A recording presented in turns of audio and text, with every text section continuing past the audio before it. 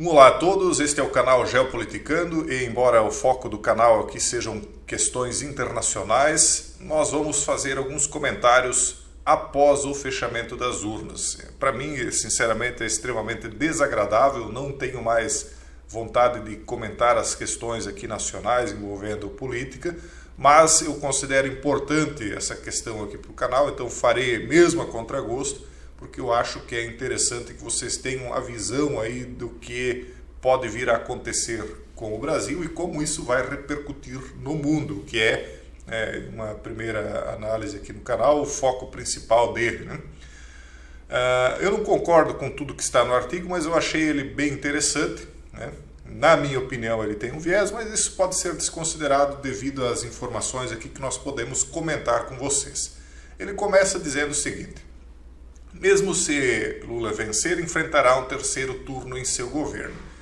Primeiro que eu considero isso uma análise parcialmente verdadeira, porque de uma certa maneira haveria sim uma espécie de oposição mais forte agora do que ele já teve no passado, só que por outro lado eu vejo que se atualmente, já com uma força considerável, o espectro político do qual o candidato Lula pertence já possui uma força muito grande, mesmo estando fora do poder, no poder, né, mesmo que tenha-se ali um Congresso um pouco mais combativo, essa parcela eventualmente opositora, na minha opinião, seria simplesmente atropelado. Essa é a minha opinião.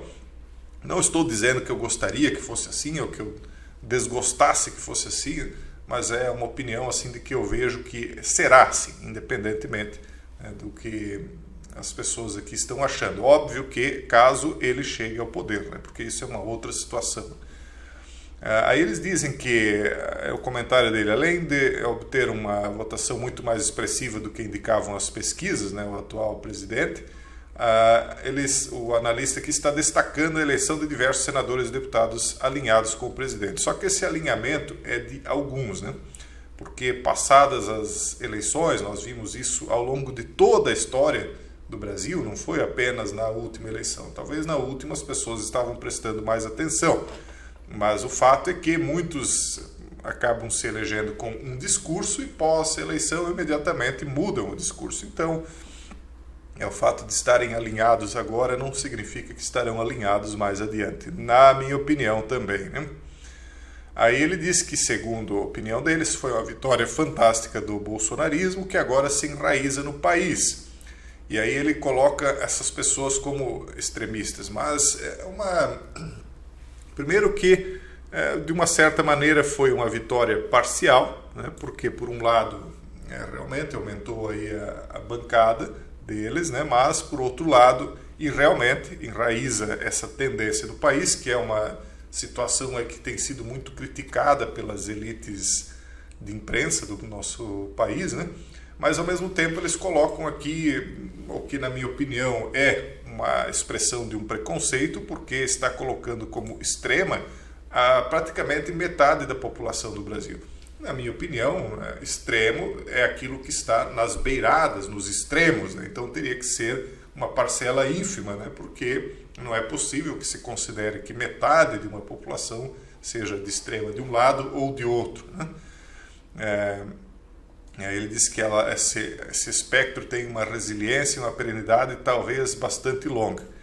É porque agora, né, nessa era em que nós temos aí um acesso muito grande à informação, as pessoas tendem a se manter mais atualizadas, ouvir mais opiniões e se identificar também com grupos, né, que antes, quando essas pessoas já mantinham essas opiniões, elas se sentiam marginalizadas e meio que excluídas, né, e achavam que a sua opinião não era abraçada por uma grande quantidade de pessoas porque não via isso refletido em outras pessoas. A opinião que ela via na mídia era uma opinião que parecia ser majoritária ou assim de uma maioria muito grande, e agora essas pessoas percebem através da internet que são acompanhadas aí de pelo menos metade da população e por isso a tendência sim é que isso se mantenha por mais tempo. pelo menos na sociedade, o que não quer dizer que acabará resultando em poder político, porque o poder político é uma coisa, detém o poder político quem tem os meios para deter o poder político, mas isso não quer dizer que os comportamentos da sociedade, né, não acompanhem a tendência aí dessa massa de pessoas, né? É como se fosse uma resistência, né, do povo contra o poder político, vamos dizer assim. O historiador avalia que, mesmo obtendo mais votos do que indicavam os levantamentos, o atual presidente terá dificuldades para se reeleger porque ficou 5 pontos atrás do concorrente, né? Isso eu não saberia afirmar porque tem muita coisa ainda para acontecer, né? Agora, como se diz, inicia-se uma nova eleição, as cartas são reembaralhadas, né? Então não há muito o que se falar. Eles estão dizendo aqui que o candidato Ciro então faria um acordo com o candidato da esquerda e que Simone Tebet também, segundo a opinião dele. Na minha opinião, talvez a Simone faria isso. Talvez, não sei.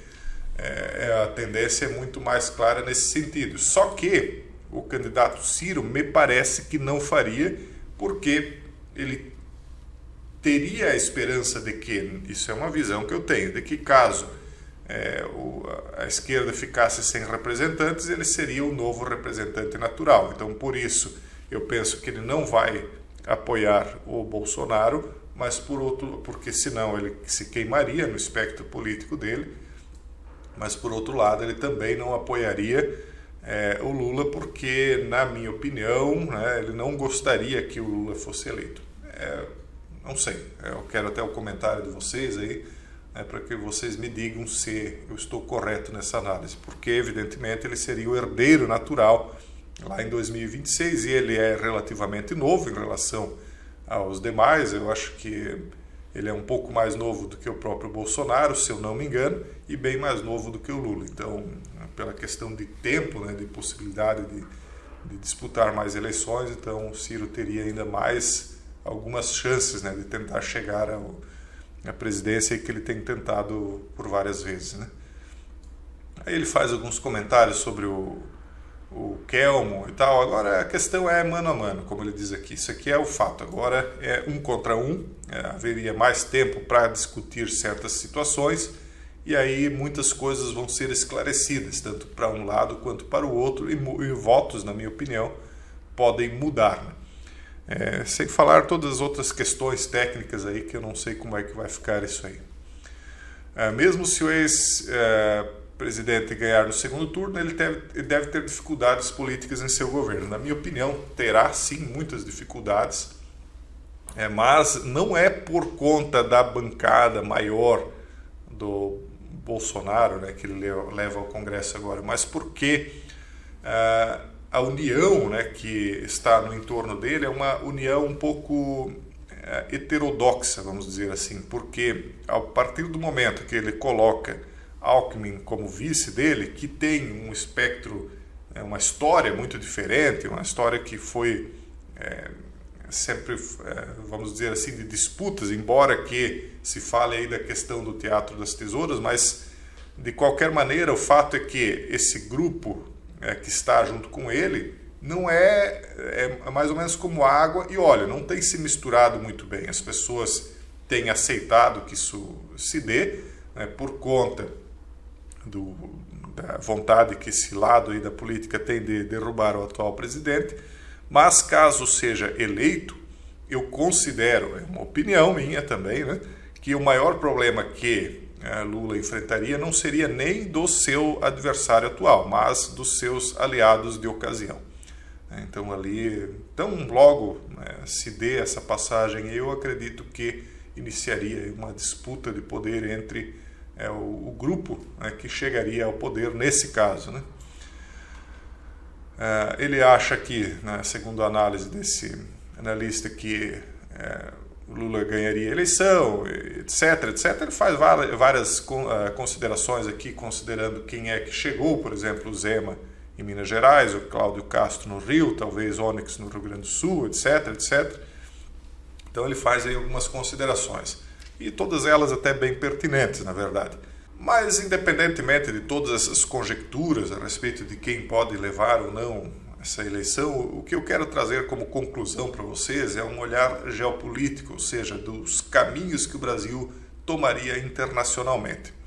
Sinceramente, eu acredito que seja um caminho ou seja outro que o Brasil tomar, lá na frente ele vai acabar no mesmo resultado.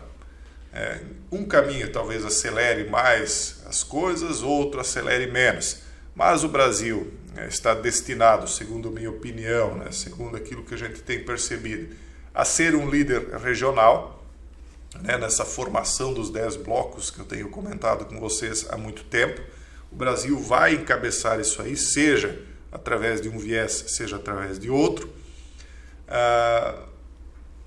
Essa quebra da hegemonia de poder mundial, ela vai se dar de uma maneira traumática ou ela vai se dar de uma maneira conduzida. Na minha opinião, ela vai se dar de uma maneira conduzida, não vai ser tão traumática, mas as mudanças já estão aí, tudo que está acontecendo lá na Ucrânia já impôs as mudanças. Por exemplo, a expulsão da Rússia do sistema financeiro internacional é uma mudança que tem um caráter, na minha opinião, irrevogável por um bom tempo. Não é que é plenamente irrevogável, mas por um bom tempo sim, porque a tendência é que cada um tenha cada bloco, que está se formando tenha seu próprio sistema financeiro, e isso já é uma realidade, já está começando a surgir isso aí. Então o Brasil tende a criar, na minha opinião, também um sistema financeiro relativamente novo, baseado em toda essa questão tecnológica de PIX, etc., independentemente de quem chegar ao poder ou se manter no poder. E de uma maneira ou de outra a tecnocracia vai se impondo no mundo. Veja que independentemente de qual viés governa um determinado país, não precisamos nem falar do nosso, pode pegar qualquer outro país, a tecnologia ela tem se imiscuído na sociedade. Todos os lados lutam para trazer a tecnologia, que traz coisas boas também, mas ela traz também toda uma série de perda de liberdades em viés, pela promessa de implantação de mais segurança. Eu estou falando de toda essa questão de vigilância de ruas, de identificação das pessoas via aplicativos na internet, enfim, a tecnocracia de uma maneira geral, que dará cada vez mais poder de controle e mando para aqueles que detiverem o real controle dessas tecnologias. Então, de qualquer maneira, na minha opinião, o Brasil, ou de forma mais acelerada ou menos acelerada, está indo para o mesmo caminho. No mais, vamos continuar acompanhando. Se eu achar que é interessante trazer mais algum comentário a respeito do que está acontecendo, eu farei. Mas, como eu disse no começo do vídeo, não tenho a mínima vontade de comentar as questões internas aqui do Brasil, porque, na minha opinião, é algo maçante, considerando que nós, de qualquer maneira, vamos nos encaminhando para o mesmo destino, embora as pessoas achem aí que uma escolha X ou Y vá fazer uma grande mudança. Talvez uma mudança pessoal, sim, porque vai sendo conduzido de uma maneira um pouco mais parecida com o que cada um acha que seria o melhor, mas vocês, sendo bem sinceros, sabem que lá no final o fechamento vai ser igual, seja por um caminho ou seja por outro. E é isso aí, pessoal. Um forte abraço a todos e até o próximo vídeo, se Deus quiser.